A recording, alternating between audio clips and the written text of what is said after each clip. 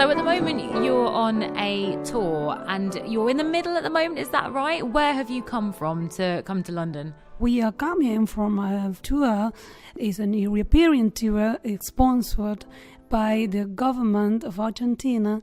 It begins in Paris, in the Cité Universitaire. And then we went to the Netherlands, and after that we came here in London. We've been rehearsing and practicing in the room, to perform today.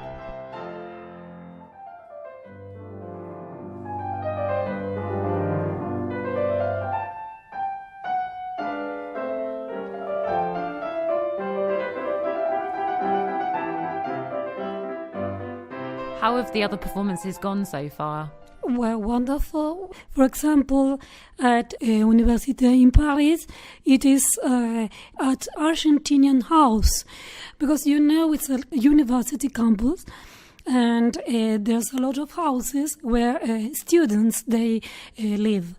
There's wonderful cultural activities there. And they organize concerts and conferences and expositions. It was very exciting for us to be there because there were many students there that we could explain their experience as well. And in Breda, it was nice as well. The public is very warm, and it was a beautiful church, beautiful piano, and we really felt very comfortable there.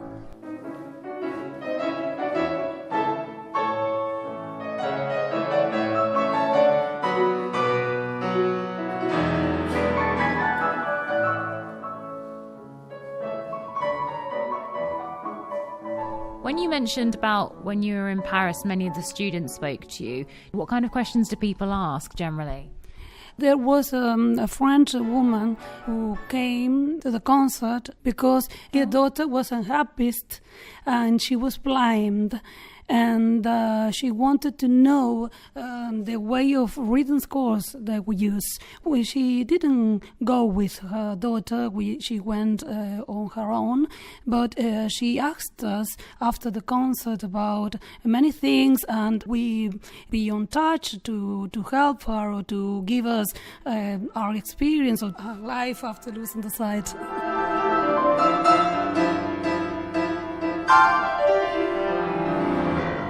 You've done a lot of published work about how to read music and how reading music can be made more accessible. How is it that you both read music? The work of research about technology in general for musicians, for blind musicians. I explained a little bit about all the technologies the musicians can achieve at that moment, because it was in 2010. A long time ago. There's some more and more new technologies now, but it was especially for teachers or the professors in Argentina, for them to know a little bit about the tools visually impaired musicians have.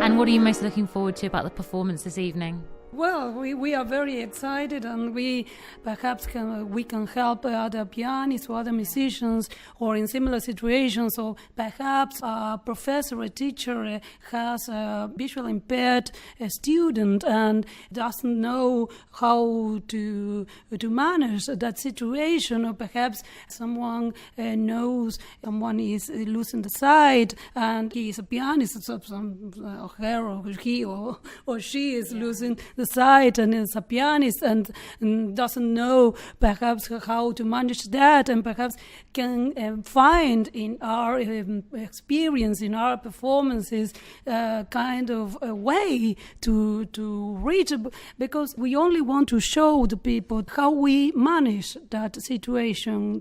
We lost our sight 7 years ago, so, we were partially sighted, but we used to use the conventional music notation. We found this way of reading, and we perhaps could help another pianist in similar situations, perhaps.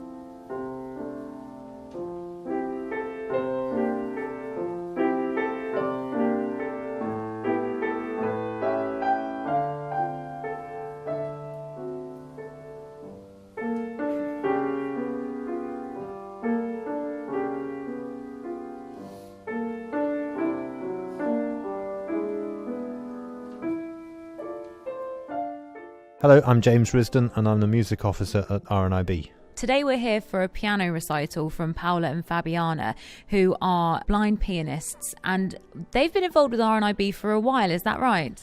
That's right. We first heard them last March. They performed and presented at a conference called the Visually Impaired Musicians' Lives, which was organised by the Institute of Education here in London. And coincidentally, RNIB was running an event on access to music notation just a few days after that, and they attended the conference, and as we had a piano in the corner, we invited them to sit down and entertain the assembled delegates for a few minutes, and they loved the piano and we enjoyed their playing.